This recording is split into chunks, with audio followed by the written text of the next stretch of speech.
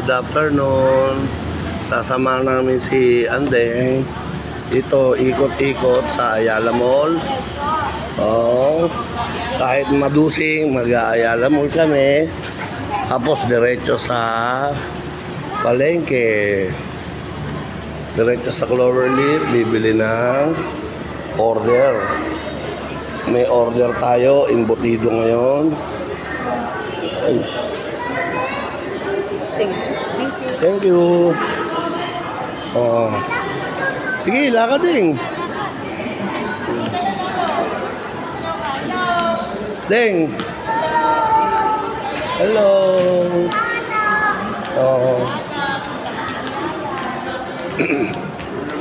May isang company na nag-request ng baka pwedeng may free taste para lagi na natin silang susuplayan ng embutido. Ngayon, kung pag nagustuhan nila, sana magustuhan nila yung super load natin, overload embutido, para lagi na tayong may deliver sa kanila. 50 pieces a week. Maganda na rin po yun na baka pwedeng madagdagan pa daw. Kaya pagkagaling ngayon dito, mag-Ayala Mall ni Andeng, diretso kami ng Balintawak, Cloverleaf Supermarket.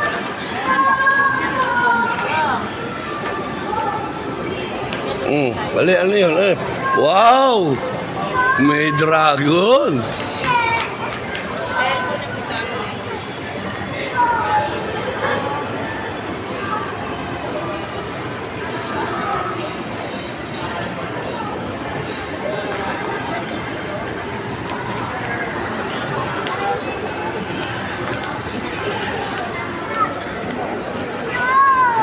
Oh, nawala. Hello, yung classmate ko.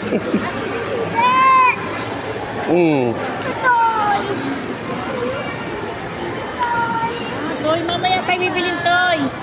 Ayan. Ito pa. Gusto mo bumili ng laruan. Toys daw, toys. Toys na, mamaya. Toys. Toys daw, toys.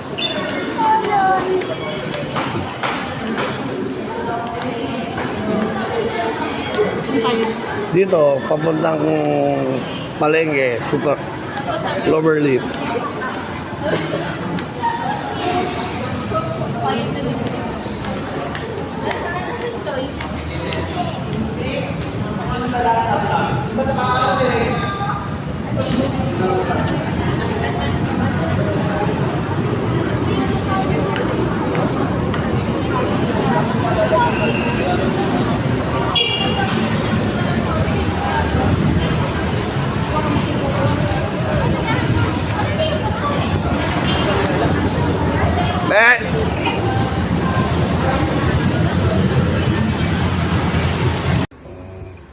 Ito na po mga kaninong.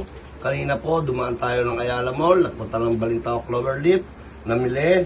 Ito po gagawin natin ngayon yung ating chicken creamy mushroom.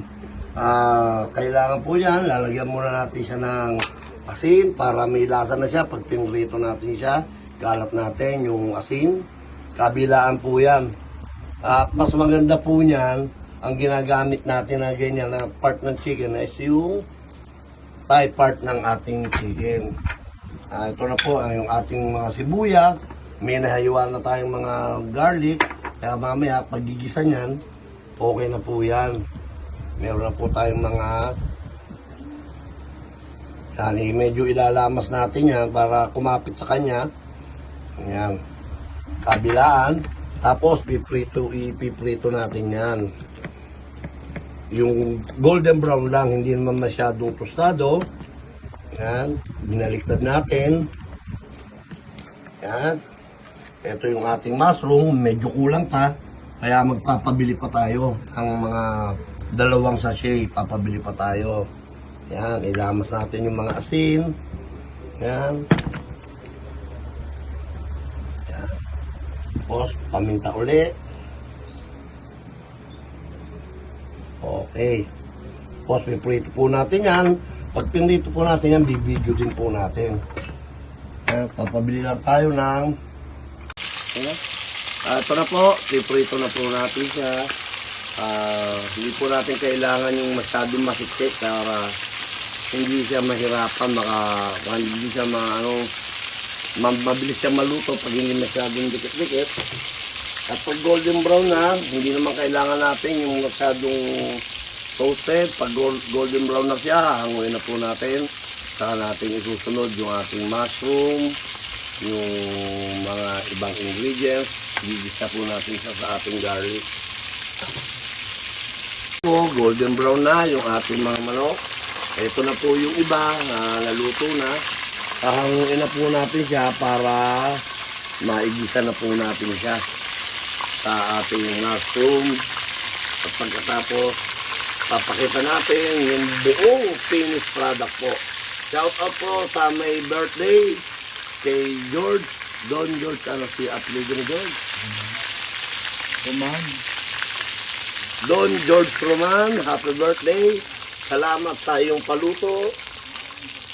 Sana'y dumami pa ang iyong birthday. God bless you always, George Roman. At sana maraming mag-order ng mga tigakulin na embutido. Gigisa na po natin yung... Binawasan lang po natin yung pinagprituhan na mantika para hindi po masyadong marami yung mantika natin. Binawasan po natin siya. Ayan. Pagka medyo malambot na yung ating sibuyas, lagyan natin yung ating garlic. Dahil pagka nauna yung garlic, nasusunog po agad. Kaya hindi maganda pagka merong mapait na garlic. At para maliit. Talagyan po natin siya na ating garlic. Yan. Lagi naka-ready na yan, yung ating garlic. Para pag nagluluto, hindi na tayo lagi nag-ketchup pa. Yan. Pagkatapos nito, susunod na natin yung ating mushroom. Low heat lang tayo, low heat para hindi masunog agad.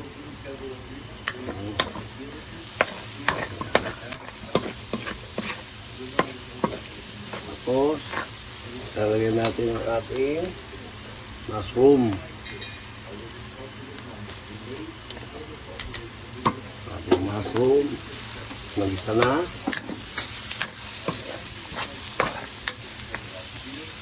Yung sa seasoning naman, optional na yun. Kayo na bahala kung gaano karami lagyan yung asin, bechin, kung ano yung to taste nyo, kung anong taste nyo, kung anong panlasa nyo.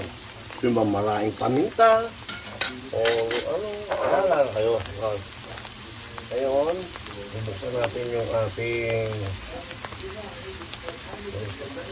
nasal cream, all-purpose cream. Bubuksan na natin. Isa lang po siya kasi yung ating binili ng manok is halagang 1. Basta mahigit 1 kilo lang po yun.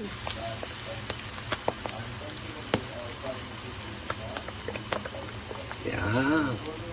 Pagkatapos niyan, pagkain talagang ano na siya, creamy na, ilalagay na po natin yung chicken, sasama na po natin dyan. Tapos, papakita ko sa inyo yung to serve na. Finished product po natin, ipapakita ko sa inyo yung nakaserve na po. Mga kaninong, mga poging ninong dyan, ito na po ang finished product ng ating chicken mushroom. Shout out sa aking mga pamangkin na pulis, kay Jasper Inalbis, Joseph Inalbis Binin, at salamat sa lahat ng mga nag-order, lalo na sa mga tigakulin. Shout out po sa inyo, damihan nyo ang order ng embutido, siguradong masarap.